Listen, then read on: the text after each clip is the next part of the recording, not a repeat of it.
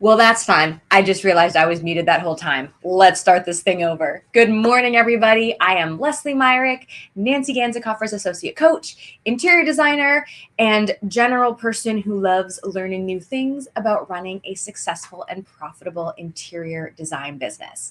So today, we're talking about making a great first impression on your client in interior design. And yes, it is cliche. We've all heard you never get a second chance to make a first impression, but it is true.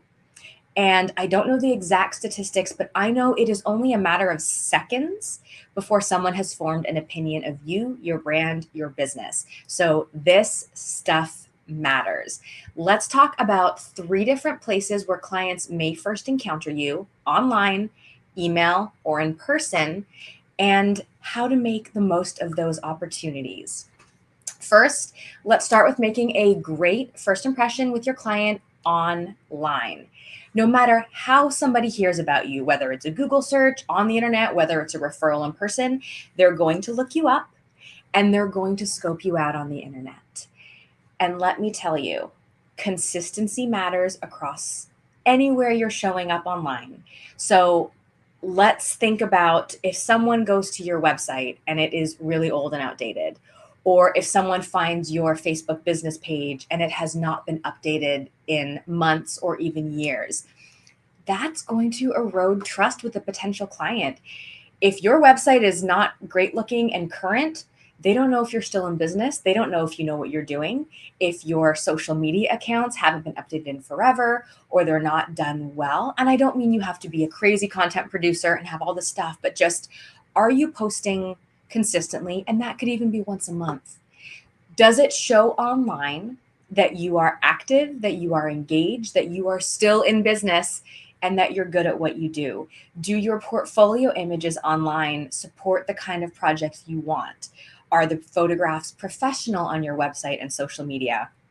I know this is a ton to think about, but if you have not thought about this, start. Because what if somebody finds you, hears about you, they go to your Facebook page, and they go, oh, she hasn't updated since 2021. Like, is she still even in business? And I'll tell you, this happens to me with restaurants. There's so many times where I will look up a restaurant, try to figure out like what are their hours, that sort of thing. And then you find something online where they don't have a website, or it's really bad, or they haven't updated their Facebook page in 4 years. You don't know if their hours are right.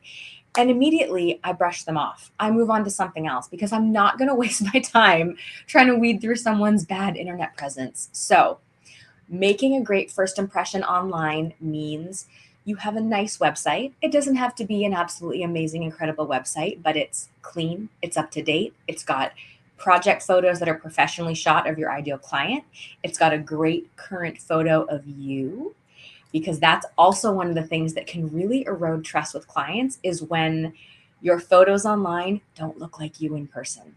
People get very uncomfortable with that, and rightly so, because they don't know if that isn't, if that doesn't look like you, if the photo of you online doesn't look like you in person, well, what else doesn't look right? Do your portfolio images not look great in real life? It's these little subtle cues that people pick up on. So make sure you've got a good, clean, simple, solid website. If you have social media accounts, make sure you're updating them on a regular basis. Again, you do not have to go full tilt updating 7 days a week with content, but have something that has shown up within the past few months and keep a consistent schedule with that so people know you are still active and engaged as a business owner. This one is so big because you never know who's on their phone, Googling you, looking you up, and forming opinions about you and your business. So that's the online component. Let's talk about the first time they hear from you via email. First, what's your email address? Is it, Sarah456 at AOL.com, or is it your name at yourdomain.com, which is a lot more professional? This sounds silly, and maybe you've never even thought about this. Maybe you're using a Gmail address to communicate to your design clients. But again, this matters and communicates professionalism. Interior design is a luxury industry. Nobody needs us. So the kind of people that hire designers are expecting to invest in a professional. So your emails should be professional. That doesn't mean stuffy. It doesn't mean if your brand is playful and fun, you have to be super duper formal. But when you are emailing somebody, is it coming from a professional domain address? Like, for example, my email is Lesley@LesleyMyrick.com. Everyone on my team has their name at LesleyMyrick.com. Consistency, professionalism. Is there a professional email signature on your email? Is there something that shows who you are, maybe some of your credentials, a website link, something that, again, professionals have in their communication? Are you using proper punctuation? Holy guacamole, this is a big pet peeve of mine. I can understand if you are shooting off a quick email to a vendor you've known for 10 years, it could be a little bit more casual. But when you are responding to a new client inquiry, when somebody is hearing from you for the first time, that email better be clean, clear. Bullet points can be very helpful, very clear call to action and next steps, great spelling and punctuation. And there's no reason not to have these with easy plug-in tools you can get. Your emails need to communicate that you are legit, that you've got your stuff together, you've got systems and processes, you're organized and professional. Sloppy emails can be the kiss of death to a new client. And these are the kind of things that a potential client's not going to tell you. If they say no to working together, if they somehow ghost you or just like disappear into the night, you might not know the reasons why. These are the kind of things that actually really greatly impact how a potential client feels about you. So when you are communicating by email, really think about how it's going to be received and perceived by your ideal client. Your ideal clients are probably professionals. They are probably working. They probably have their own businesses, or, they are executives or high level. They expect a certain level of professionalism. So please do not miss this opportunity when you are first emailing a client to show them that you are buttoned up, that you've got your systems in place, that you know what you're doing, and that they can trust you with their investment and their design project. So let's talk about the last thing, the first time they see you in person. So they found you online, they emailed you, you emailed them back, they want to meet for a paid consultation. Thumbs up to that. I mentioned this point earlier, but make sure that when you are showing up to a client's home in person, you look like you do on the internet. We all know how easy it is to get dolled up for a photo shoot and have great profile photos that don't really look like us. Or I see this a lot too.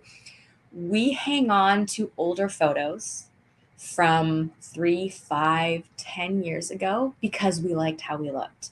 We liked how we felt. We liked the image we portrayed, but we don't look like that anymore. And that is a big problem.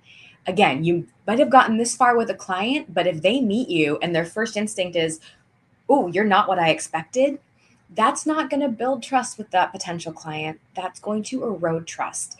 And it opens the door for questioning. What else is this person hiding? Why does she not have a photo that looks like her? Why is she using a photo that's super old?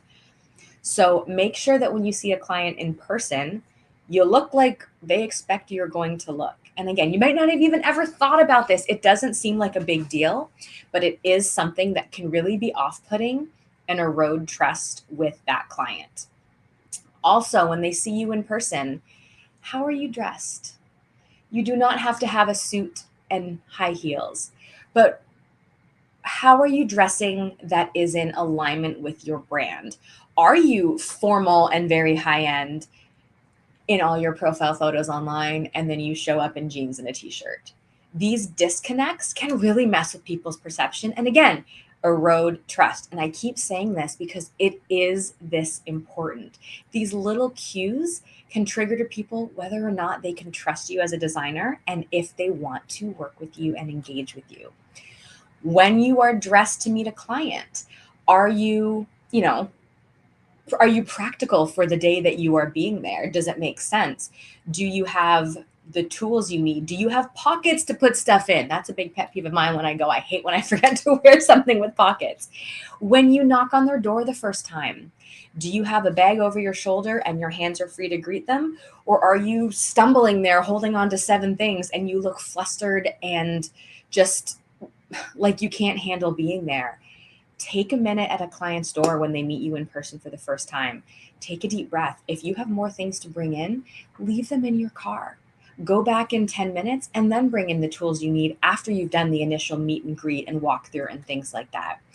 Coming across as a calm, organized professional who looks like they expected you to look like, who looks like you belong with your brand, is really what clients are looking for. All of these are trust indicators. They want to know that they have hired the person that they saw online and that you are who you say you are and you can do what you say you can do. So this might have been a little, I don't know, interesting for people because I don't think everybody considers this sort of thing. They think, you got a great website, what the other things don't matter. And I want to tell you that they do.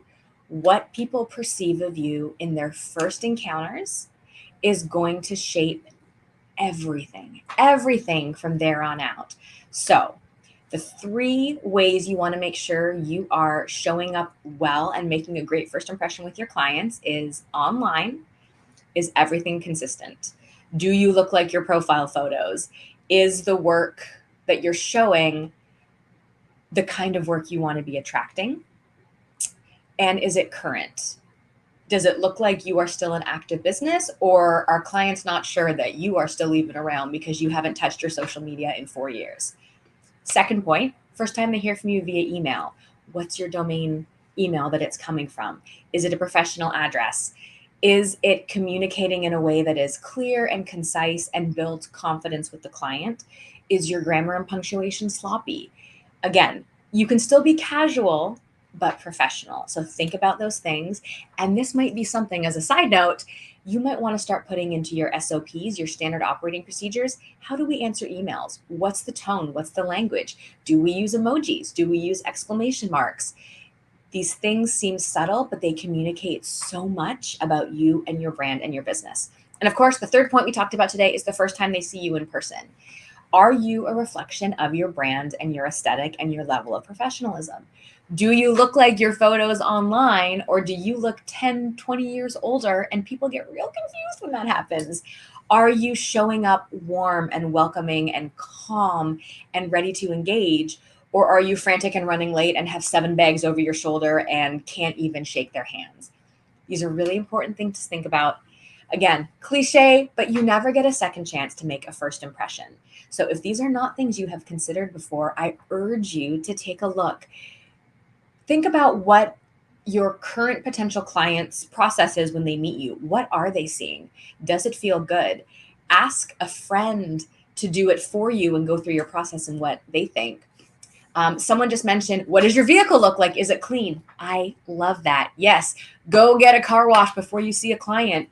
Pick up your kids' girl. Everyone out there, I've got 2 young kids. I am constantly cleaning out my back seat before I go see clients, just in case. You never know. And I want them to see that I'm a professional and I've got my shit together. That is such a great point. Thank you, Adrienne Morgan, for saying that. Clean your car before you go meet a client too. So between online and in-person presence with clients, these things all matter. Nancy has an amazing body language confidence course. It is at nancyganzikofer.com/body-language-confidence. And that's long. So just look in the show notes and you will get the link for that. And in that, you're going to learn how to captivate potential clients with your website, craft compelling emails, and leave a lasting impact during your initial meetings. There are so many little subtle things with our bodies, our body language, how we show up to clients that matter in their perception of us, that impact how they feel about us, whether or not they are confident in us moving forward. There are so many little things you can learn about showing up confidently, and sales all ties in together. So I strongly urge you, if this is something that you're going, oh yeah, I really got to work on this, check out Nancy's Body Language Confidence course. Thank you again for being here. I love showing up on Thursdays with you for the Profitable Interior Designer. I hope if you got a few great tips out of this that you will continue to share in the comments and leave your own insight, because I love hearing from other designers what they've experienced and what value they can bring to this conversation. So please don't be shy to chime in. And we will see you next week on another episode of The Profitable Interior Designer. Have a good week, everyone.